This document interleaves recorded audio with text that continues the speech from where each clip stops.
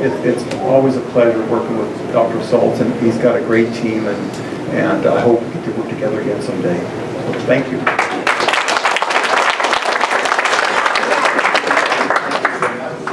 Remarkable talk, and actually, as you were giving it, it struck me. So we need to publish this. No, I mean, really, I think that this is something that we need to put together an article that you would lead, but we'd help you make it. We'd help you. I mean, that is really, I think, the best talk I've heard in years, because it's really quite unusual for somebody to, give that sort of breadth and honest description of their life, because most people who give talks either give talks that are educational, here's how you structure a database, here's what FIRE is, here's what HIPAA is, or people give talks, not to mention any people who are bad offenders, I'm certainly one, academic talks that say, I've invented X, and it's so wonderful that I've invented X, and usually just be so impressed by X. So it's very, and then there are the I am humbled sorts of talks, where they're not humbled at all. So it is remarkably rare for somebody to give a sort of a 40-year perspective that is honest, that really gives the perspective, that is not trying to sort of say, well, I invented, everything. It's all, that really,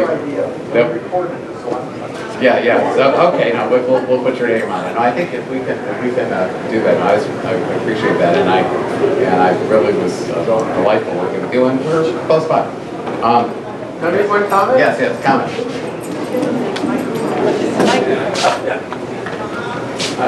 I just wanted to address your frustration with the issue of having a person maybe not listen or make the decision, we can't do this because it's a sort of a conservative, not extend oneself piece. So it's really important, obviously, to get a decider who can actually act in an executive function, because what often happens is it's not just the IT equilibrium that's effective. It's really kind of everything, especially in hospital systems, where someone wants to do something that's novel and therefore has risk, and for example, the lawyers get a hold of it and go, you can't do this because that's what, blah, blah, blah, blah, and then the executive who's avoiding exposure says, you can't do it, right? But the reality is that risk mitigation is not risk elimination, and in order to move forward, you have to extend yourself, and an executive weighs the risks and says, you know what, we're going to take on this much risk, so that we can actually not stagnate and not, and be able to move forward. Tell Jim and the group about your concept of the opioid. Okay, great. I'll pitch it. It's very much okay. So I'm working on a grant application to CBC, and they're looking for you're all aware of the opioid epidemic, right? So they're looking for primary and secondary prevention. So I came up with an app idea that might be decentralized, that would use location to identify people who would join this sort of closed network who have Narcan rescue kits. In order to do that, you're supposed to have some training so you know how to apply it. Now there's a nasal version, it works even more quickly and it's pretty easy to deliver. And then there are people in the community who are using opioids and having overdoses, and the trick here is to try to reduce the amount of time between someone reporting an overdose and an intervention. Using geolocation, you can have the nearest neighbor say, this person's having an opioid overdose, I live 3 houses away, go over and deliver the rescue, while maybe EMS or somebody else is on the way but might not have gotten there on time. Of the 1,700 overdoses in Suffolk County last year, 400 and something of them died.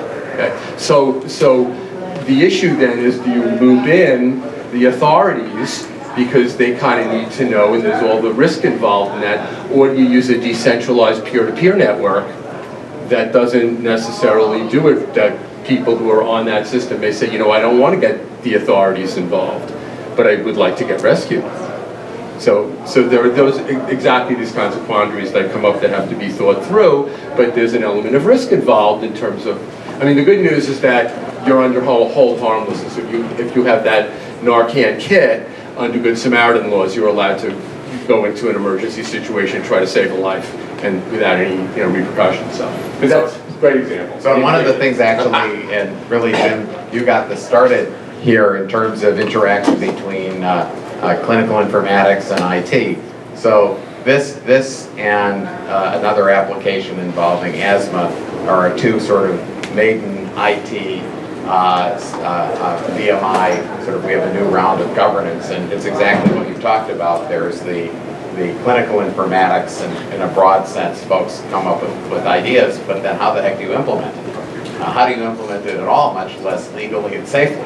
So this is something that you would not want an academic to run. Now, fortunately, Rich is actually a physician in the Department of Psychiatry, but David Cyril is also really, key piece of this, and then we're going to work it out and, build it into the sort of whole backbone, as well as work into, if we do it, we get funded, as well as work out how we can do it, legally without all the many, potential pitfalls, etc. By the way, I ran the informatics, I revived the more of an informatics committee on the SurePick years ago and argued for opt-out. Of course, you see how well that worked. So, any other comments or questions for Jim? So, okay, well, this is really fantastic, and so I'm just going to say a few sort of closing words, and actually, I think maybe counterpoint of clinical informatics and IT, because I think that you raised a really critical issue, and I think that on Long Island we're sort of learning this. It is a really critical thing, and I think that neither side has historically appreciated the other, and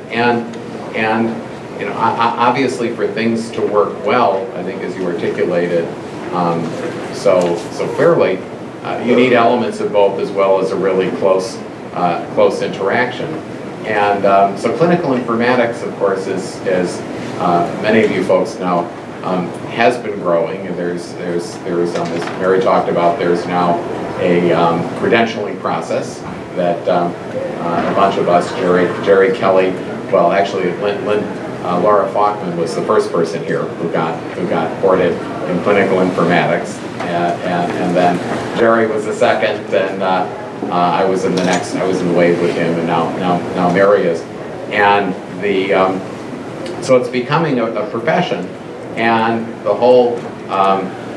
So we're going from a situation where you had a bunch of mangy academics. You still do, but they weren't as branded, And so IT it was a challenge. In fact, I'm sure, because an IT person would have a physician or a nurse or some PhD from some department saying, "I have a great idea," and you have absolutely no idea whether they know anything or not. I mean, they know something, but whether they have any sort of reality testing associated with medicine. And at least the clinical informatics credentialing does provide a certain, okay, you may or may not agree with them, but at least there's a certain, they know HIPAA, they know, the procedures in medical centers, there's a certain, basis, for this. So anyway, so that's been growing. So anyway, I'm not going to carry on for too much longer. We're almost at the end. And I think this has really been a very interesting, exciting meeting. I was not the organizer of it, so I can say this. The folks organizing this did a fantastic job. And one of the things, just to give folks heads up, we are intending to continue this on an ongoing basis, but we're also going to be doing an instance of this at SUNY Global in Manhattan, and so it's going to be restructured a little different with a somewhat more New York metropolitan audience. But I think that this notion of sort of one-day intensive retreats covering clinical informatics, data science, IT facing clinical informatics, and the like is really a very useful formula. So I think with that, I want to. I think I should let Mary post this. And,